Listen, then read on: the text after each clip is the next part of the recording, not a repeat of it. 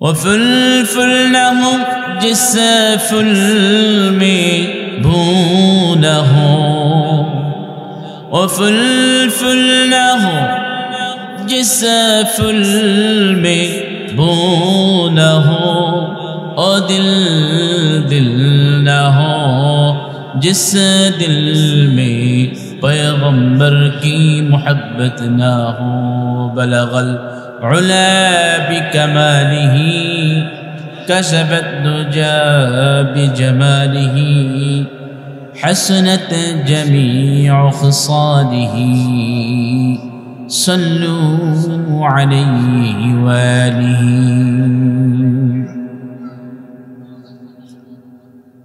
আলহামদুলিল্লাহ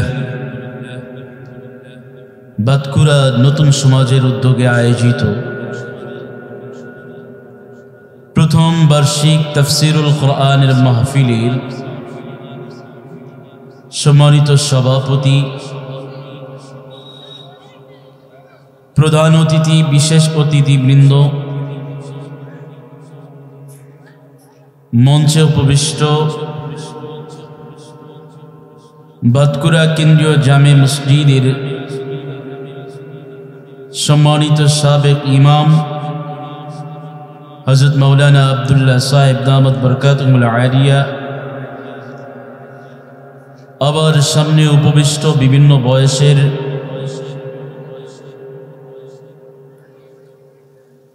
ভাই বন্ধুগণ, পর্দার অন্তরালে অবলা সবলা কচি কাঁচা মা ও বোনেরা, সকলের প্রতি আন্তরিক অভিনন্দন জানিয়ে আল্লাহ তাআলার শুকরিয়ার মাধ্যমে আমি আমার আলোচনা শুরু করতে যাচ্ছি। সম্মানিত সুধী, আজকের এই মাহফিল তাফসীরুল কোরআন মাহফিল, মুহতি মাহফিল, আল্লাহ তাআলার পছন্দের বাগান। এই মাহফিলগুলোকে যেখানে দ্বীনি আলোচনা হয়, কোরআনের আলোচনা হয়, আল্লাহর রাসূলের হাদিসের আলোচনা হয়, রাসূলের জীবনী আলোচনা করা হয়, এই দ্বীনি মজমাগুলো রব্বে করিম তিরমিজি শরীফের হাদিসের মধ্যে আল্লাহ রাসূল বলেন, পুরা মজমাটাকে রহমতের ফেরেশতা দিয়া আল্লাহ তাআলা বেষ্টনী দিয়া দেয়। সুবহানাল্লাহ। শুধু তাই নয়, এই রহমতের ফেরেশতার এই বেষ্টনী একজনের উপর আরেকজন, আরেকজনের উপর আরেকজন, এইভাবে আসমান পর্যন্ত আল্লাহ তাআলার এই বেষ্টনী, রহমতের বেষ্টনী দিয়া এই মজমাটাকে ঘিরে রাখে। সবাই বলি সুবহানাল্লাহ। এতগুলো যুবক সুবহানাল্লাহর আওয়াজ দিলে তো পুরা বাতকুরার মানুষ জেনে যাওয়ার কথা, তাই না? বাতকুরার মানুষ তো মনে করতেছে সন্ধ্যার সময় কেউ বসে নাই, কিন্তু এতগুলো যুবক এই সময় একত্রে মাহফিলে বসে, এটা নজিরবিহীন। মারহাবা। বাতকুরার যুবকদের জন্য সকলে একবার মারহাবা বলি না? মারহাবা, মাশাআল্লাহ। সুন্দর পরিবেশ। আসলেও মাহফিল, তাফসীরুল কোরআনের মাহফিলের আয়োজন করে আয়োজকরা যদি সকলেই এদিক সেদিক থাকে, মাহফিলের সৌন্দর্য বৃদ্ধি পায়। বরং সুন্দরভাবে মাহফিলে বসে মাহফিলের সৌন্দর্য বৃদ্ধিতে সকলের ভূমিকা পালন করা দরকার। সেটাই এই এলাকার যুবকরা করছে। এটা দূরের কোনো মেহমান যখন দেখবেন তাদের হৃদয় ভরে যাবে, তাই না? আমরা তো এলাকার, তারপরেও হৃদয়টা ভরে গিয়েছে, এতগুলো যুবক একত্রে বসেছে।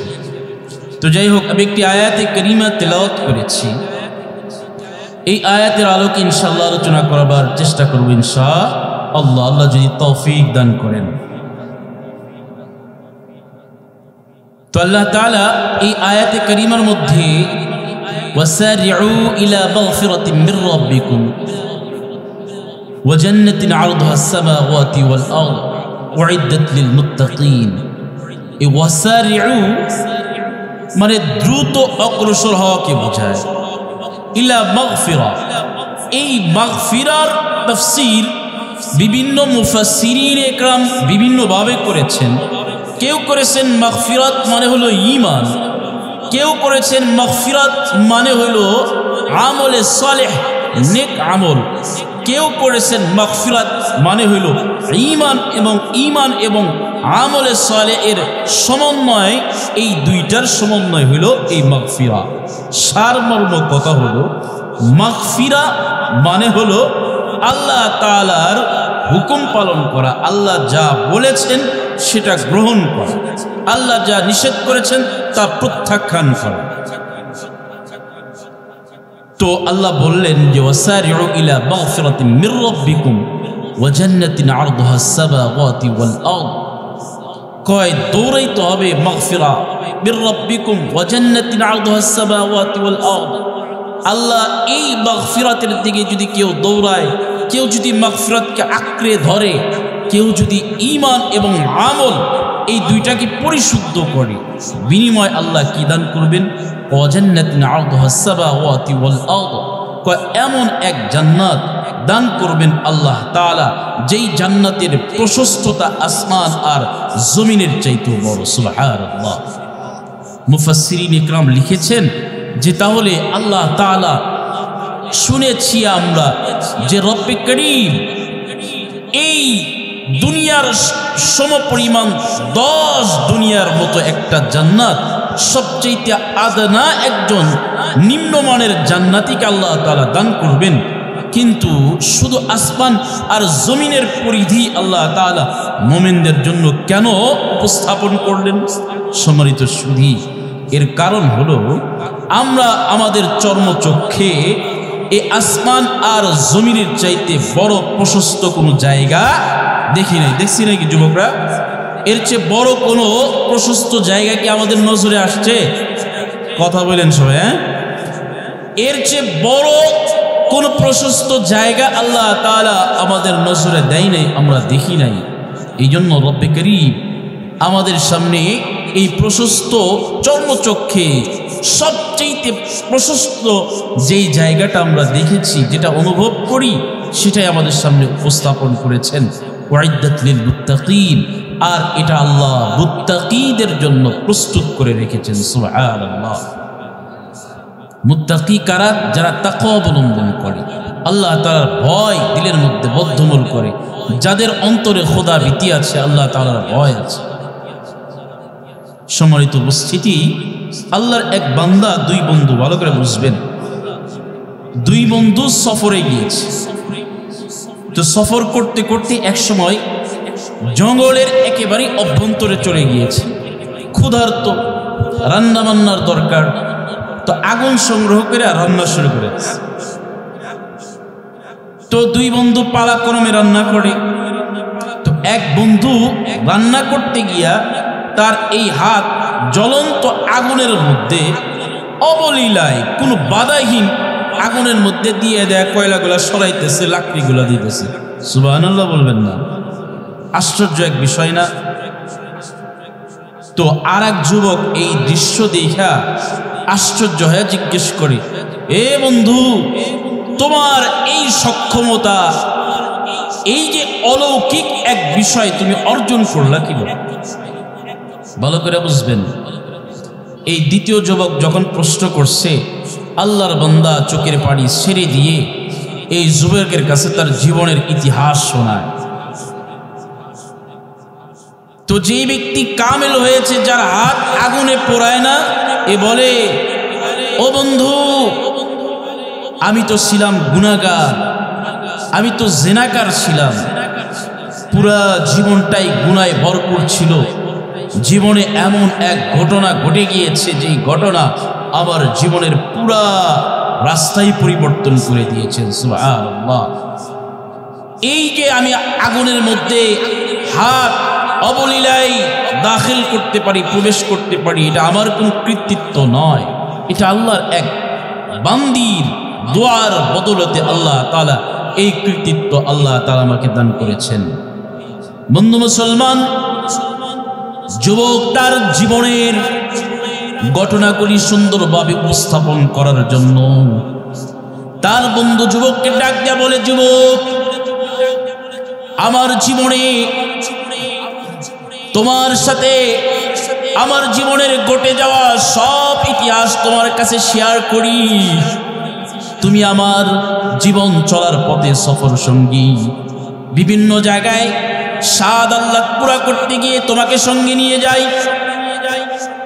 আজকে যেহেতু তুমি আমার জীবনের এমন এক বিষয় দেখে ফেলেছো, এমন এক বিষয় তোমার দৃষ্টিগোচর হয়েছে, যেই বিষয়টা আমার জীবনের সাথে, জীবনের এক ঘটনার সাথে এমন ভাবে জড়ানো, যেই ঘটনা আমার জীবনের আমূল পথ পরিবর্তন করে দিয়েছে। আমি তো ছিলাম গুনাহগার, জিনাকার। আমার দিলের মধ্যে সব সময় গুনাহ কিভাবে করা যায় এই পরিকল্পনা আমি মত্ত থাকতাম। বন্ধু মুসলমান, ও যুবক বন্ধু, আমার বাড়ির পাশেই আমার প্রতিবেশী আল্লাহর এক বান্দার এক রূপসী রূপবতী কন্যা ছিল। সে ধার্মিক ছিল, বা সত্য সালাতের সাথে সাথে তাহাজ্জুদ করত, পর্দা কইরা চলত। এই আল্লাহর বান্দি পর কোনো পুরুষের সামনে নিজের চেহারাকে উপস্থাপন করে নাই। খুবই পর্দাশীল এক নারী ছিল আল্লাহর বান্দি। এই পর্দা পশিদায় চলাফেরা করত। কোনো এক দিবসে তার সুন্দর চেহারা যখন আমি তার বাড়ির পাশের বাড়ির মানুষ, আমরা জমিদার বংশীয় মানুষ, আমার বাবার অডেল সম্পদ ছিল, জমিদার ছিল, সওদাগর মানুষ ছিল, আমার সম্পদের কোনো অভাব ছিল না। পাশের বাড়ির এই দরিদ্র ফ্যামিলির এই রূপবতী মহিলাকে যখন আমি দেখলাম, এই রমণীকে দেখবার পরে আমার দিলের মধ্যে কৌতূহল জাগলো।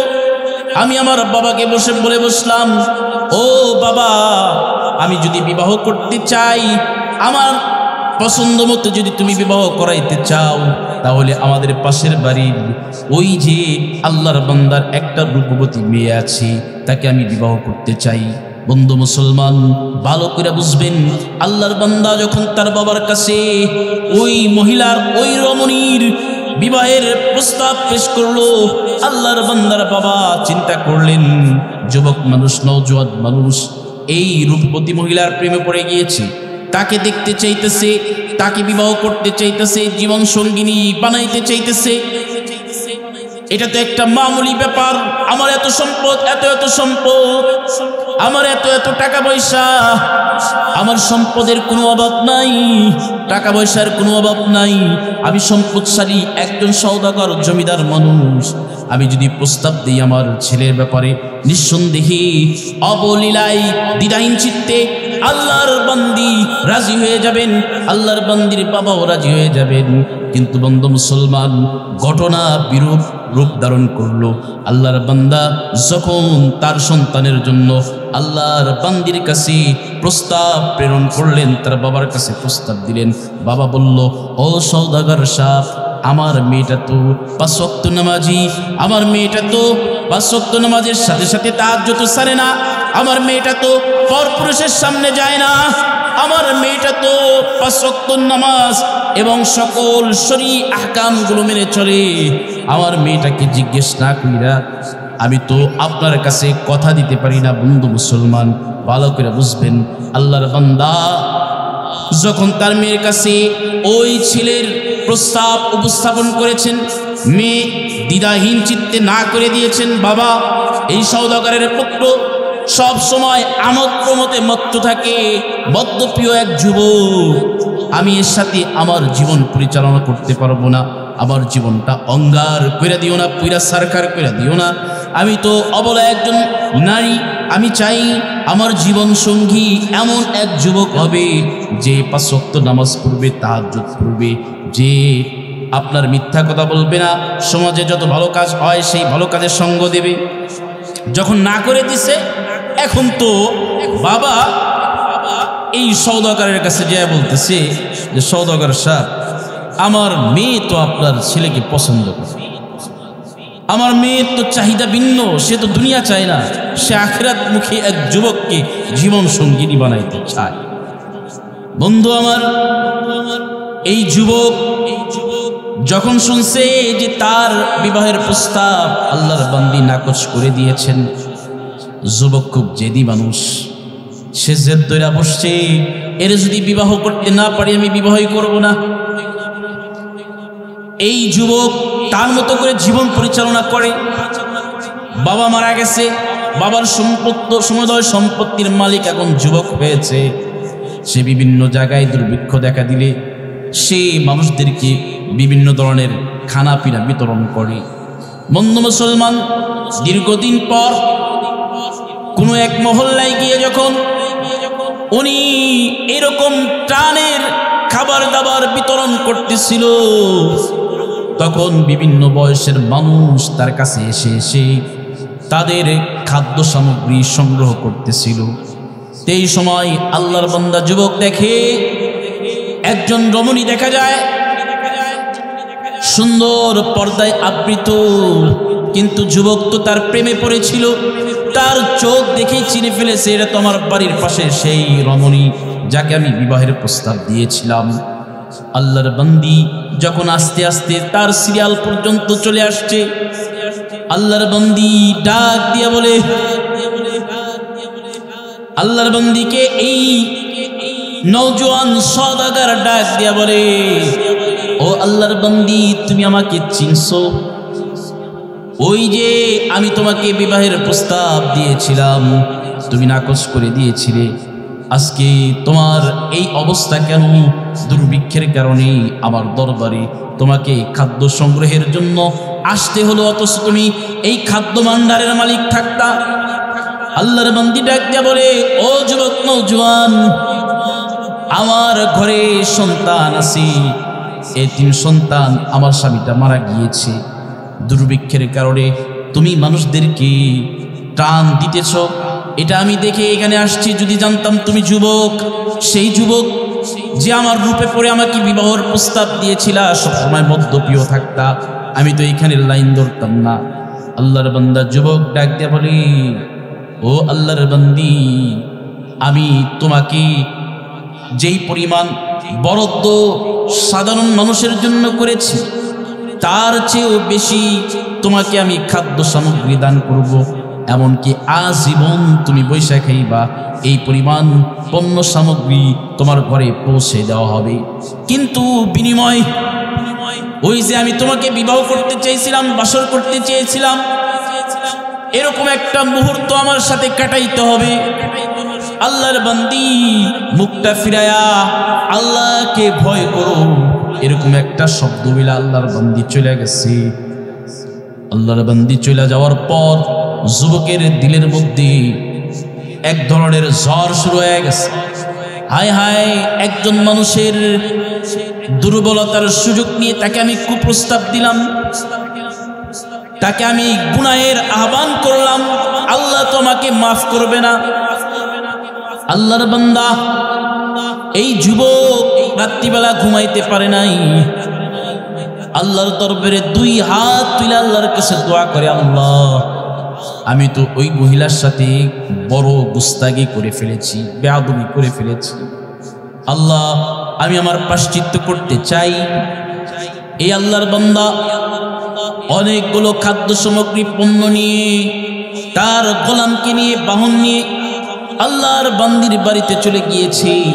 রাত্রিবেলায় অনাহার ক্ষুধার্ত সন্তানদেরকে নিয়ে আল্লাহর বান্দি বাড়ির মধ্যে আল্লাহকে ডাকে, আল্লাহ, আমি তো ক্ষুধার্ত, আমার সন্তানগুলো ক্ষুধার্ত, আমার সন্তানগুলো কয়েকদিনের না খাওয়া, বাবা আর সন্তান এতিমদেরকে নিয়ে তোমার দরবারে ফরিয়াদ জানাই।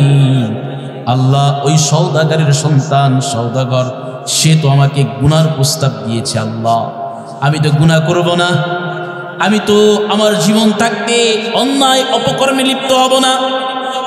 আল্লাহ, তুমি আমাদের পরিবার পরিচালনার ব্যবস্থা করে দাও। সওদাগর হৃদয়ের মধ্যে যখন ঝড় উঠে গিয়েছে, গুনাহের প্রায়শ্চিত্ত করবে, সে সম্পদ এবং বিভিন্ন পণ্য সামগ্রী নিয়ে আল্লাহর বান্দির দরবারে চলে গিয়েছে। আল্লাহর বান্দি তার চেহারা দেখলে হয়তোবা সম্পদ নিবে না, খাবারের যে পণ্য সামগ্রী আছে গ্রহণ করবে না। এই জন্য আল্লাহর বান্দি যাতে তাকে প্রত্যাখ্যান না করে, গোলামের মাধ্যমে তার কাছে পণ্য সামগ্রী পৌঁছে দিয়েছে। আল্লাহর বান্দি রাত্রিবেলায় ক্ষুধার্ত সন্তানদেরকে নিয়ে যখন দেখতে পাইল যে কিছু খাবার দাবার চলার মতো একটা গতি আল্লাহ তাআলা করে দিয়েছেন, আল্লাহ দুই হাত তুলে দোয়া করে, আল্লাহর বান্দি দুই হাত তুলে আল্লাহর কাছে দোয়া করে, আল্লাহ যেই ব্যক্তি আমাদের হৃদয়ের আগুন নিভাইয়া দিচ্ছে, যেই ব্যক্তি আমাদের ক্ষুধার জ্বালা মিটাইয়া দিচ্ছে, যেই ব্যক্তির মাধ্যমে তুমি এই কাজটা করছো, আল্লাহ এই আল্লাহর বান্দাকে তুমি আখিরাতে জাহান্নামের আগুনেতে জ্বালাইবাই না, দুনিয়াতেও দুনিয়ার কোনো আগুন যাতে আল্লাহর বান্দার দেহকে স্পর্শ না করতে পারে, এই ফরিয়াদ তোমাকে জানাই। সুবহানাল্লাহ বলবেন না? এই কথা বলবার পর আল্লাহর বান্দা চলে আসছে। যুবক ডাক দিয়ে বলে, এরপর থেকে আল্লাহর বান্দির এই দোয়ার পর থেকে আমি যত জ্বলন্ত আগুনই হোক না কেন সেখানে আগুন দিলে আমার হাত পড়ে না। সুবহানাল্লাহ। তাই বোঝা গেল গুনাহ থেকে যদি কেউ ফিরে আসে, তওবা করে, আর কামেল কোনো মানুষ যদি আল্লাহর কাছে দোয়া করে, আল্লাহ তাআলা এই দোয়া কবুল করে। বুঝছেন নি বিষয়টা? এই জন্য হুদাল্লিল মুত্তাকিন, আল্লাহ এই প্রশস্ত জান্নাত মুত্তাকিনদের জন্য আল্লাহ প্রস্তুত করে রেখেছেন। الذين ينفقون في السراء والضراء والكاظمين الغيظ والعافين عن الناس। এইখানে মুমিনদের বেশ কিছু সিফাত আল্লাহ তাআলা বর্ণনা করেছেন। এই মুত্তাকি যারা আছে, তাকওয়াওয়ালা যারা আছে, মুমিন যারা আছে, এদের বেশ কিছু সিফাত বর্ণনা করেছেন। এর মধ্যে একটা হলো আল্লাযীনা ইনফিকুনা ফিস সাররা ওয়াদ-দাররা ওয়াল কাযিমিনাল গায়ব ওয়াল আফিনা আনিন নাস। এক নাম্বার বলছে, এক নাম্বার আর দুই নাম্বার, সুখেও মুমিন যেই ব্যক্তি সুখেও আল্লাহর রাস্তায় দান করে, দুঃখেও আল্লাহর রাস্তায় দান করে, অর্থাৎ আল্লাহর রাস্তায় যে খরচ করে সে স্বাচ্ছন্দ্যে জীবনযাপন করলেও করে, আবার সমস্যার সম্মুখীন হলেও করে। স্বাচ্ছন্দ্যে থাকলে বেশি করে, সমস্যায় থাকলে কম করে। এটা হলো মুমিনের সিফাত। বিষয়টা এমন না, বলে না যে আল্লাহ ব্যবসায় 10 দিলাই আর দান খয়রাত করাই যাবে, বিষয়টা এমন না।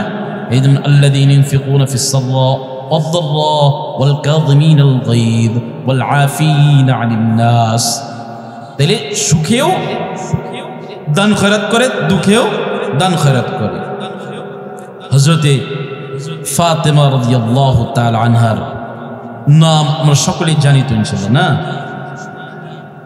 জান্নাতের সরদারনি সাইয়্যিদাতুন নিসা হযরতে ফাতেমা রাদিয়াল্লাহু তাআলা আনহার ঘটনা পাওয়া যায়।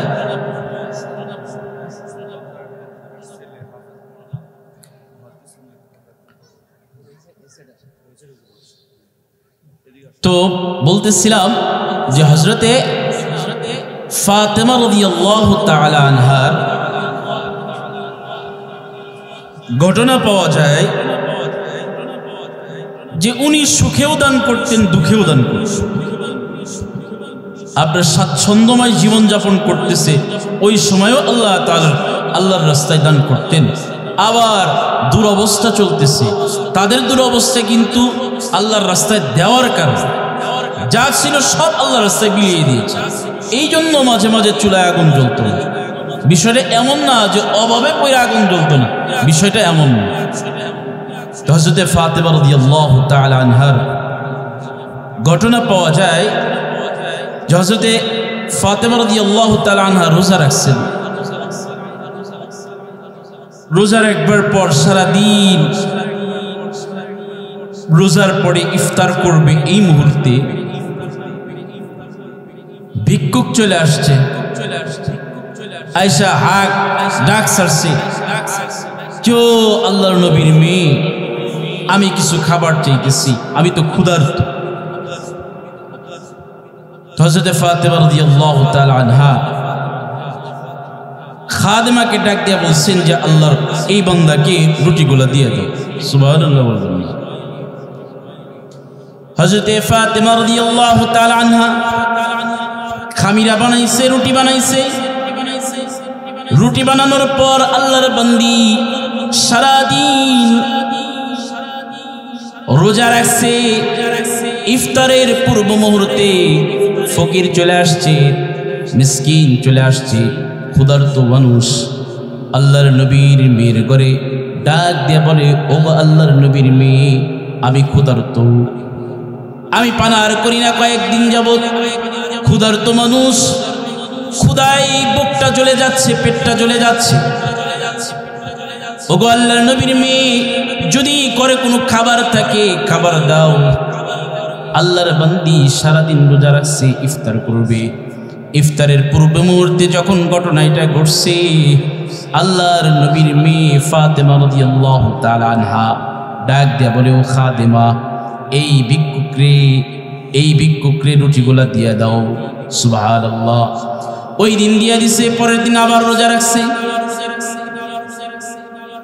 আবার রোজার একবার পর সারাদিন পানার করে নাই, সারাদিন রোজা অবস্থায়।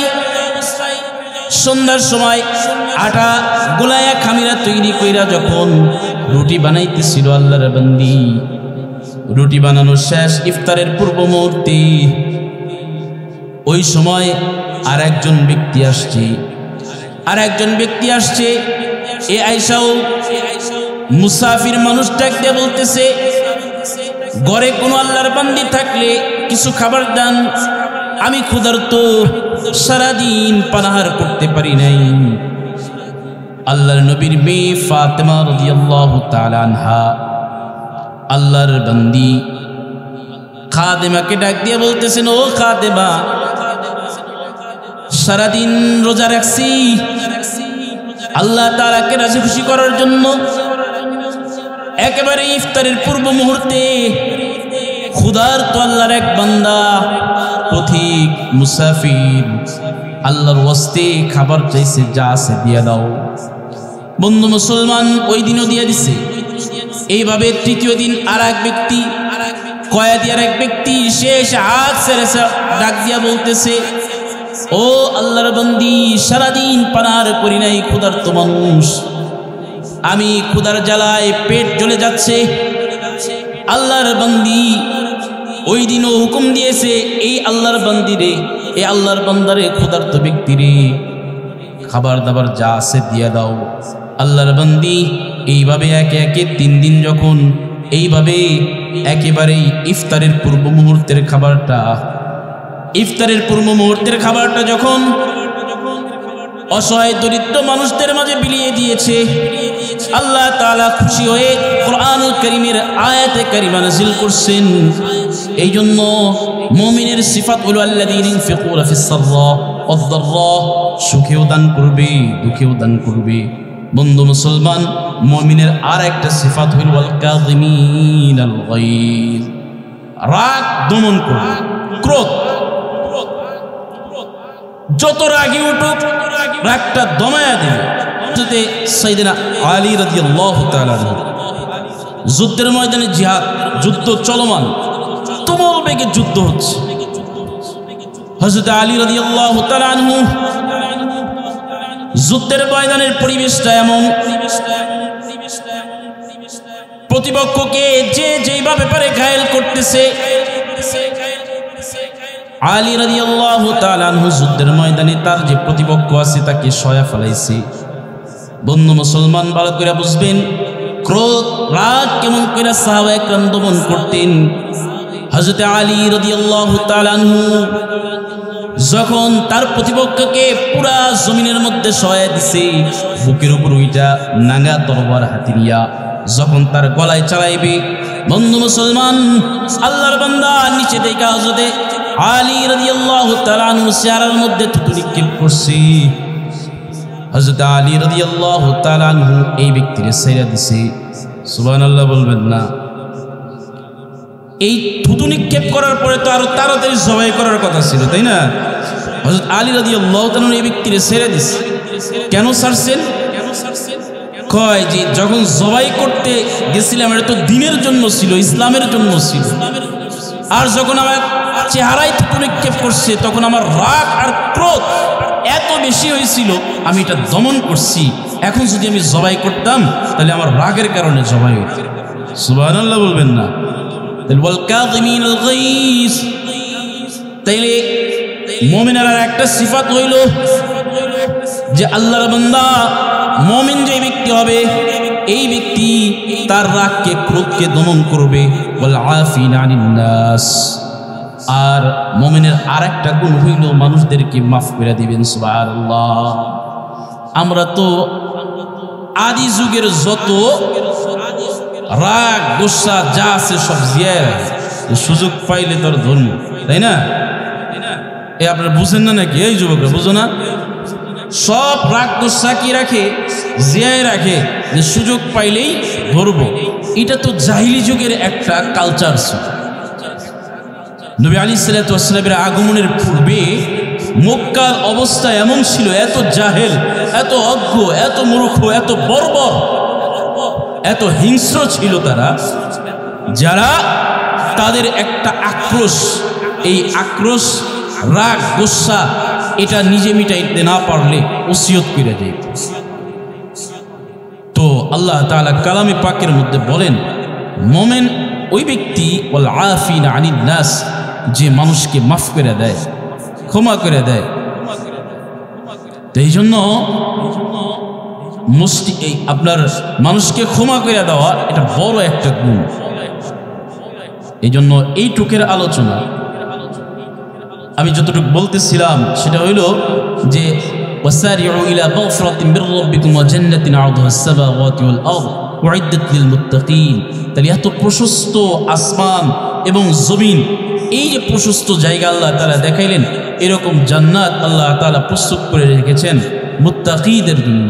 তা মুত্তাকি কারা এটা বলতে গিয়ে একটা ঘটনা বললাম, ইতিহাস বললাম, যে মুত্তাকি যার মধ্যে খোদার ভয় আছে, আল্লাহর ভয় আছে, এই খোদা ভীতি আল্লাহর ভয় যদি দিলের মধ্যে বদ্ধমূল করে নেওয়া যায়, এই ব্যক্তি প্রকৃত মুমিন হইতে পারে। আর মুমিন সে অসহায় অবস্থায়, দরিদ্র অবস্থায়, স্বাচ্ছন্দ্যে থাকুক, সব অবস্থায় আল্লাহর রাস্তায় ব্যয় করে। ওয়াল কাযিমিনাল গাইজ, রাগকে ক্রোধকে দমন করে। ওয়াল আফিনা আনিন নাস, আর সে মানুষকে মাফ করে দেয়। এরপরে আসতেছে ওয়াল্লাযীনা ইযা ফাআলু ফাহিশাতান আও যালামু আনফুসাহুম যাকারুল্লাহ ফাস্তাগফিরু লিযুনুবিহিম। মুমিনের আরেকটা গুণ ওয়াল্লাযীনা ইযা ফাআলু ফাহিশা আও যালামু আনফুসাহুম, মুমিন যদি কোনো ফাহিশা কাজ কইরাই ফেলায়, যদি কোনো অপরাধ কইরাই ফেলায়, আও যালামু আনফুসাহুম, অথবা নিজের উপর কি করে? জুলুম করে। নিজে গুনাহ করা মানে নিজের উপর জুলুম করে। যাকারুল্লাহ, তাহলে এই মুমিন আল্লাহ তাআলাকে স্মরণ করে। ফাস্তাগফিরু লিযুনুবিহিম, আর আল্লাহ তাআলা এই মুমিনের গুনাহ আল্লাহ তাআলা মাফ করে দেয়। সুবহানাল্লাহ।